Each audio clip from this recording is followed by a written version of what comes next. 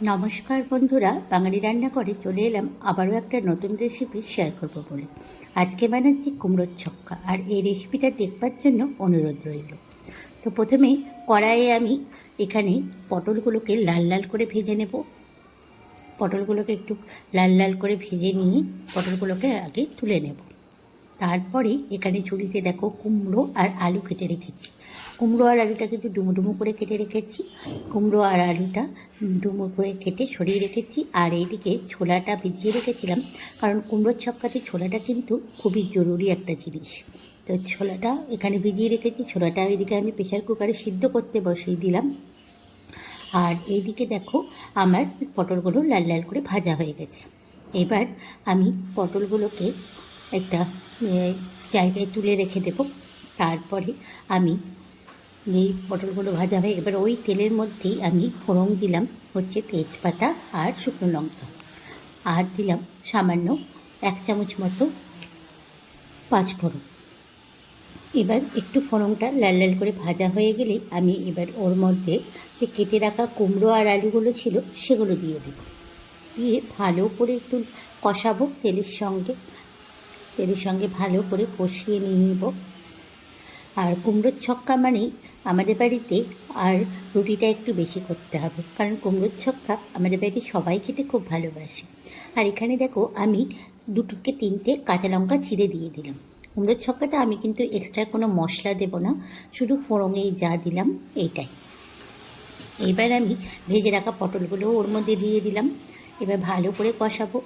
এবার দিলাম হলুদ, স্বাদ মতো লবণ, আর দেবো অল্প একটু চিনি, কারণ কুমড়োতে মিষ্টি থাকে, বেশি চিনির দরকার হবে না। আবার চিনিটা না দিলেও ভালো লাগে না, তার জন্য কারণ একটু মিষ্টি মিষ্টি ছক্কা, কুমড়োর ছক্কা একটু মিষ্টি মিষ্টি ভালো লাগে। ওইদিকে আমার ছোলাটাও সিদ্ধ হয়ে গেছে, সিটি পড়ে গেছে। এবার দিলাম সামান্য একটু জিরে গুঁড়োটা দিলাম। এখানে গুঁড়ো মশলা ইউজ করছি, বাটা মশলা ইউজ করছি না।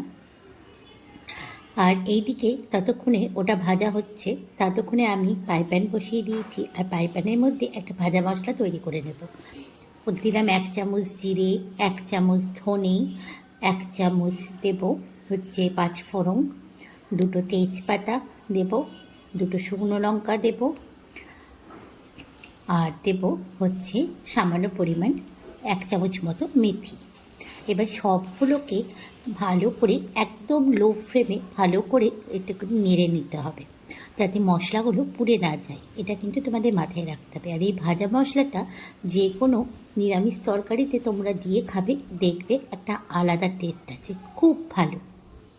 এইভাবে আমি মশলাটাকে কন্টিনিউ নাড়তে থাকতে হবে, তা না হলে পুড়ে গেলে কিন্তু সে স্বাদটা পুরো বাজে এসে যাবে। ওইদিকে আমার ছোলাটাও সিদ্ধ হয়ে গেছে, দেখতেই পাচ্ছ। এবার এই কুমড়োর যেটা ভাজছিলাম সেটার মধ্যে, কুমড়ো আলুর মধ্যে ছোলাটা দিয়ে দিলাম। এবার আবারও সব শুদ্ধ একসঙ্গে ভালো করে ভেজে নেব।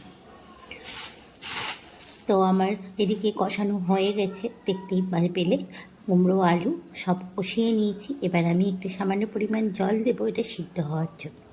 সামান্য পরিমাণ জল দিয়ে 10 মিনিট ঢাকা দিয়ে রাখবো।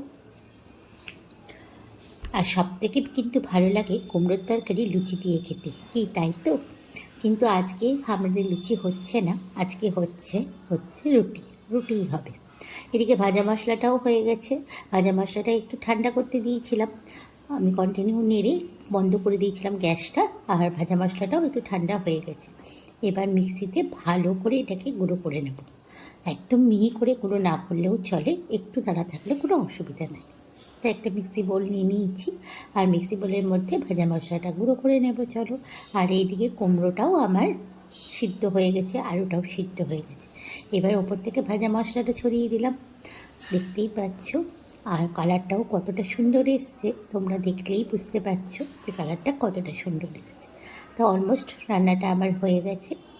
দেখ, এদিকে সব সিদ্ধও হয়ে গেছে। ভাজা মশলাটা দিয়ে আরেকটুখানি ফুটিয়ে নেব, তাহলেই হয়ে যাবে কুমড়োর ছক্কা। তাহলে এবার গরম পাত্রে, একটা আলাদা পাত্রে ঢেলে নিলাম। তাহলে এই রেসিপিটা তোমাদের কেমন লাগলো বন্ধুরা, ওতে অবশ্যই কমেন্টস করে জানিও। ভালো লাগলে লাইক করো, আর যারা আমার নতুন বন্ধু তারা কিন্তু চ্যানেলটা সাবস্ক্রাইব করতে ভুলো না যেন। দেখা হচ্ছে আবার একটা নেক্সট ভিডিওতে তোমাদের সাথে।